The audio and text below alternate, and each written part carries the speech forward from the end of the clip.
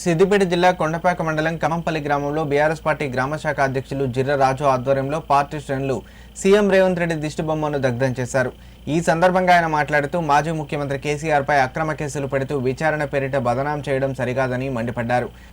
ప్రజాపాలన పేరిట ప్రజలకు గ్యారంటీలు అమలు చేయడాన్ని మరిచిపోయి ప్రతిపక్ష నాయకులను బదనాం చేయడమే ఏజెండాగా పెట్టుకున్నారని ధ్వజమెత్తారు.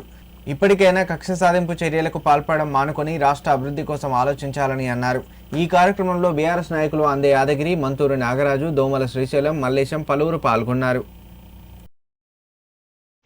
కేసీఆర్ పై సిట్టు పేరిట వేధిస్తున్న రేవంత్ రెడ్డి గారికి బుద్ధి చెప్పడానికి కార్యకర్తలంతా తెలంగాణలో సన్నద్ధమై ఉన్నారు.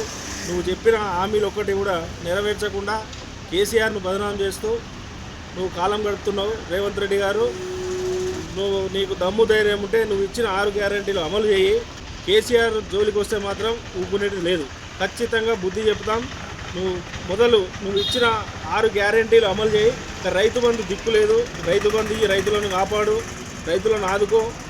కానీ ఇటువంటి చిల్లర వేషాలు వేస్తే కార్యకర్తలుగా మేము ఊకోమని చెప్పి హెచ్చరిస్తున్నాం.